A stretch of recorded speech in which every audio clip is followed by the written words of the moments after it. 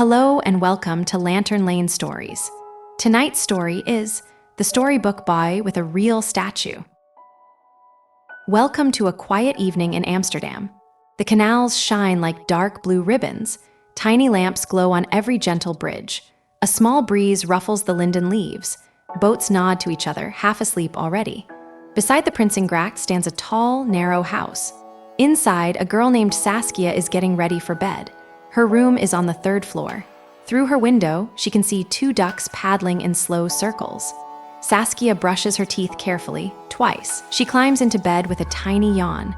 The sheets smell of soap and lemon peel. Her grandmother, Oma, sits in the wooden chair. The chair gives a soft, friendly creak. A small candle warms the table beside the bed. Oma, will you tell me a story tonight? Saskia whispers.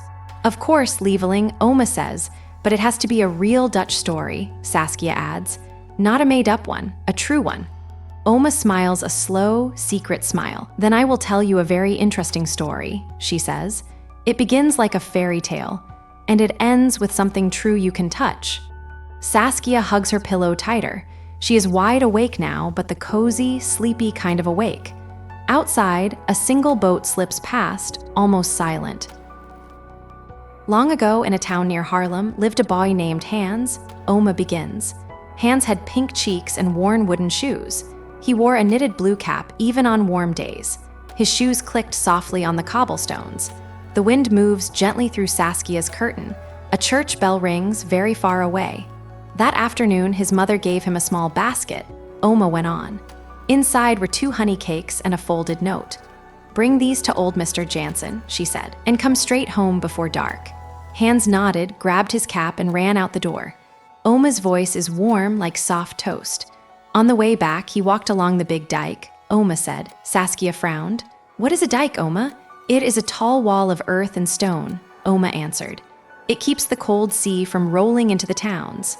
In Holland, much of the land sits lower than the water. Without dikes, the sea would wash the streets away. So the dike is a quiet hero every single day. Saskia nodded into her pillow. As Hans walked, the sky turned gentle gray. Oma continued. Lights flickered on in faraway houses. He could smell salt blowing from the sea. And then he heard a tiny sound. A little trickle like a teapot dripping. He stopped. He turned. He looked down. There in the wall was a small hole.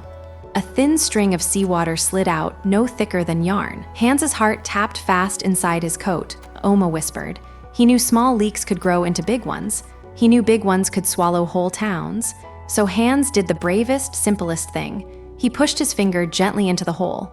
The cold water stopped. Then he waited. He shouted for help, but the road was empty. The wind grew sharper. His ears went pink. His finger went numb. His shoulder ached. Stars came out one by one, like tiny salt grains. The moon climbed slowly above the church spires. Still Hans did not move. Saskia's eyes grew round. All night? All night, Oma said. At first sunrise, a baker walked by with warm loaves. He blinked, looked twice, then ran fast for help. Townsfolk came hurrying with stones and fresh clay. They patched the dike, then wrapped Hans in a thick wool blanket. They gave him hot soup and warm milk. The town was saved, and a small boy was a quiet hero. Saskia let out a long, soft breath. Did that really happen, Oma? Oma's eyes twinkled in the candlelight. This is the funny part, she said gently. The story of Hans Brinker is from a book. The book was not written in Holland. It was written far across the sea. In America.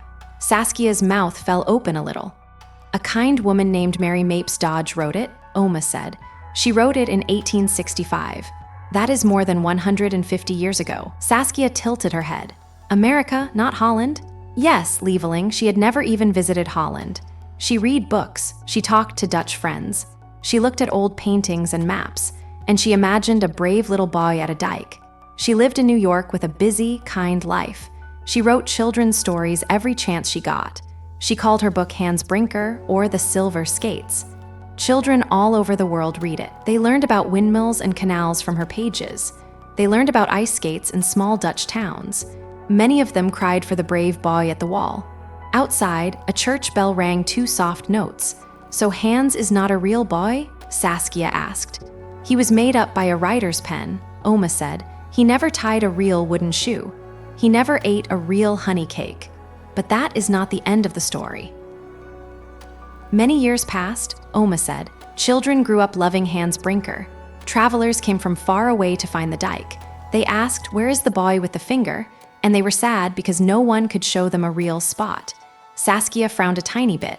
So what did the Dutch people do? Oma laughed softly. They thought our visitors love this story so much. Maybe the boy needs a real home. Maybe the dike needs a quiet hero too. Her voice grew warm. 1950, in a small town called Spaarndam, they built a statue. A bronze boy kneeling beside a stone wall. His finger presses gently against the dike. His face is calm. His eyes are brave but sleepy. He wears a knitted cap, just like the boy in the book. Saskia gasped softly. A real statue of a made-up boy? Yes, Lieveling, a real statue of a story boy. Because the story was loved, the world made it real. You can stand beside him today. In Spaarndam, you can touch his cool bronze coat. You can read the little plaque at his feet. It thanks all the children who believed in him. Visitors come from all over the world to see this boy. They take small photos, they smile, they tell the tale to their own children. Saskia thought hard for a moment. Oma, that is the most interesting story ever. It started inside someone's head, and then it grew big enough to need a real place. Oma smiled. Stories can do that, Lieveling. When enough people love them, they ask for a home. Oma, can we go see him? In Spaarndam? Tomorrow, after breakfast, Oma said, we will take the morning train. We will bring honey cake in a paper bag. We will say hello to a boy from a book. Saskia smiled into her pillow. The candle made one last gentle flicker. Far away, water lapped against old wooden boats. A pair of ducks settled into the reeds for the night. Bells in the city tower whispered the late hour. Saskia's eyes grew heavier than warm wool. A made-up, a real statue. A story that became a place. She held both ideas like two tiny lights in her chest.